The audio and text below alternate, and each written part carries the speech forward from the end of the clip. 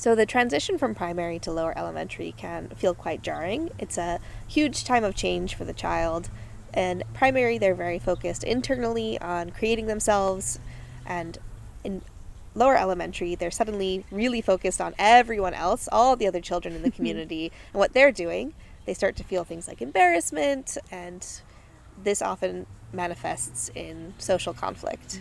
There's a change with the lesson structure as well. Primary is focused on individual lessons from guides, and in elementary, everything is group work.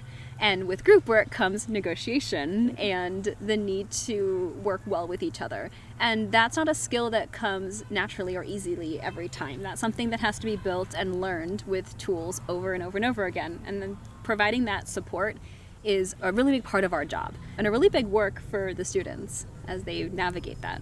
That being said, they love to work with each other. They are constantly talking, they're constantly curious, they inspire each other, and so you couldn't pull them apart, at this age. Even though they're fighting over that pencil, they desperately want to be together and be best friends. And so it's a lot of pulling humor into it, recognizing that mistakes are going to happen constantly, and how do we acknowledge when we made a social mistake, and how do we respond graciously when our friend has made a mistake. So we call it grace and courtesy in lower elementary, but it's through everything that we do. Every time we're giving those first 5 and 6-year-olds that come to the classroom a lesson, there's that grace and courtesy proponent. And then eventually, the 3rd and 4th years, they're not having the same issues anymore. They've gone on to, more complex social questions and negotiations. Part of the work is preemptively thinking, right? A lot of grace and courtesy is, with our experience, knowing what are the likely problems that could happen, and then trying to work with those or discuss them or give role play lessons around them before they happen. And the other part is stepping in when the conflict has reached a point where the children can't handle it on their own anymore, and they need someone to actively be a part of it. And sometimes it is an older student. There are plenty of times when an older child has the tools and is comfortable with stepping in and kind of helping to guide another child, or they'll help us, right? They might be the other person in a role play because they've done it before. They've been the younger child in that kind of role play, and they've seen older children help, and then they like to rise up into that space as well. I had a situation recently where I had a very young student who was interrupting myself, he was interrupting the other children. He would say their name over and over again. So he was going, Miss Chance, Miss Chance, Miss Chance. Well, if I wasn't giving him my attention because I was talking to someone else.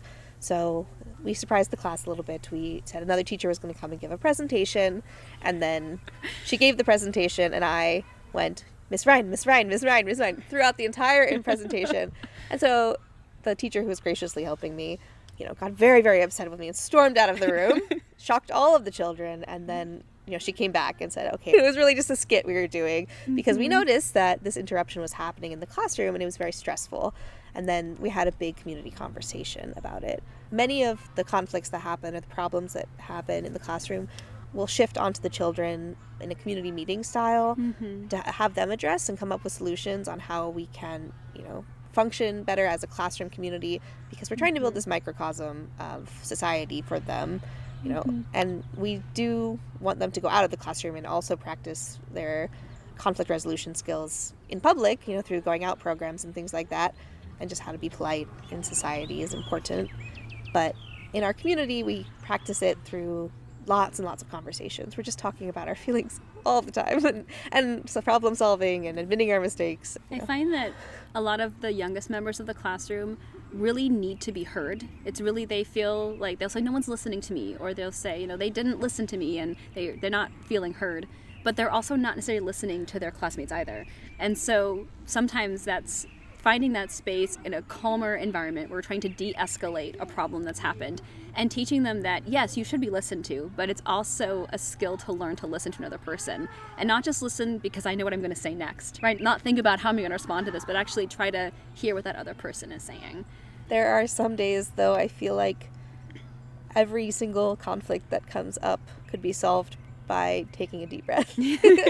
Just getting, okay, yes, they got the really good pencil. Let's take 3 deep breaths and go, ask them if they can help you find a good pencil too.